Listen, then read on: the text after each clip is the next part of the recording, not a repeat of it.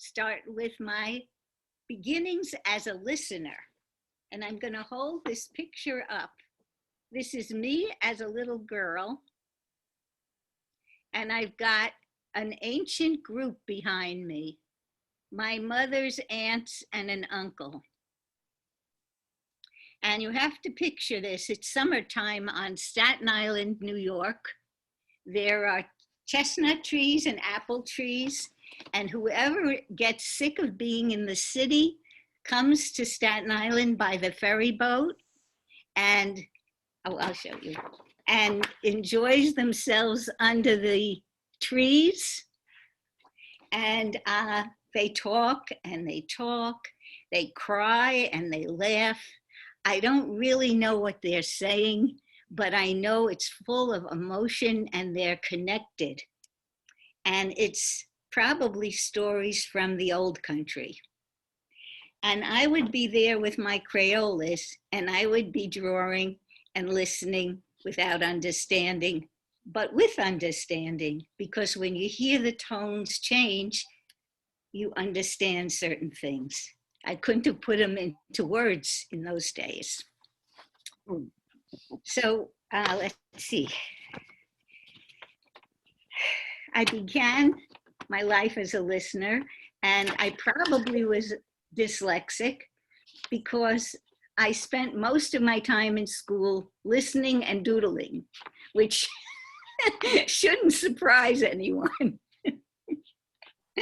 And I would listen, and as I drew, I realized the act of drawing was actually helping me remember what I was listening and hearing.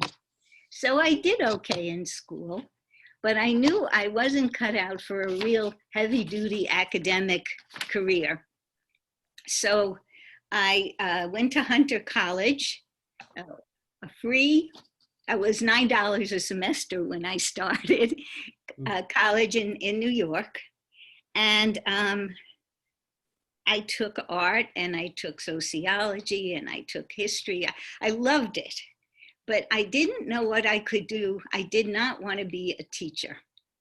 So it turns out that at the same time I was going to college, I was working in a settlement house in Manhattan. And I decided I would be a social worker. And I got into Yeshiva University School of Social Work, which was a wonderful, wonderful school. And I decided to take social group work rather than one-to-one. And I had a great career for many, many years. And when I came to Madison, I continued seeing people, but not only in groups, but also individually. And I started volunteering at L'Chaim. So that's the beginning. I love stories ever since I was little. I'm going to tell you a story that came to me as quite a surprise.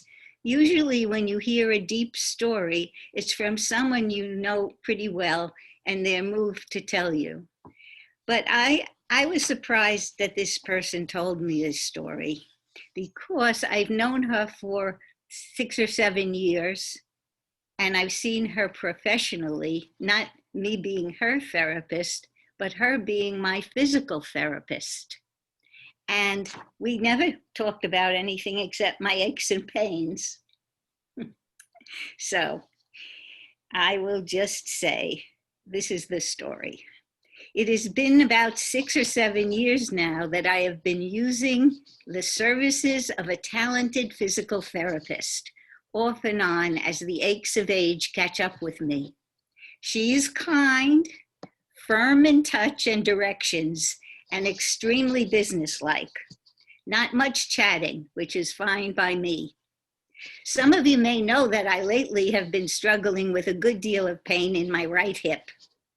I went from walking an average to 6 to 8 miles a day to hobbling around my house, hardly going out. I hate the stagnancy of my situation, and although Beverly gave me careful instructions for healing workouts, they didn't seem to help. So I sat and I sewed. I hobbled with my walking sticks and got my second Moderna shot and was grateful for the harsh reaction I had, which allowed me to languish in bed for 4 days. I didn't want to walk, and I had a good excuse not to. So when I went to see Beverly again, she gave me a business-like evaluation with a light dusting of sympathy. And as I put on my coat, a purple thread floated through the air. And Beverly caught it. And she turned away and walked towards the garbage pail and said, "I'll throw this away for you." What do you think you're going to do with it? Throw it away? You can't throw it away. It's my thread. I need it. It's my thread for sewing. It's exactly the right size. She was startled. And we both started laughing. It was the first time we really laughed together. And suddenly, she said, "You know, for some reason, this reminds me of my grandmother." And I really shut down and listened with my heart when she said that, because she has never talked to me personally before. And this is the story she told me. It was hard for her to shrug off her professional persona, but she did it. And she said, when she was a little girl, she peeked into her grandma's upstairs closet and was stunned and saddened to see just one dress hanging in it. And she thought back and she said, "Grandma's wearing the blue dress, and this is the gray dress." And she never had seen her in a different dress.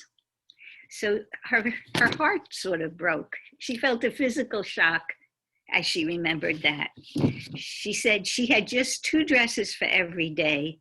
And in another closet, Beverly discovered one fancier church dress. She said, "I never forgot that." And she handed me back the thread. And I looked into her face, and her face had changed. It was a softer face than I had ever seen. I was honored that Beverly had trusted me with such a story, and now I hold it in my heart. When you hear stories like that, they stay with you. Well, I've always loved my work with people and their stories, and sharing a story is like giving a gift. So I am inviting you all now to share a story that may have cropped into your mind from hearing this story, or any observations you might want to have about this story or one of your own. Oh, I should show you the piece that the purple thread went to finishing this piece of embroidery. Can you find the purple thread? Okay, that's it. Now it's your turn to talk.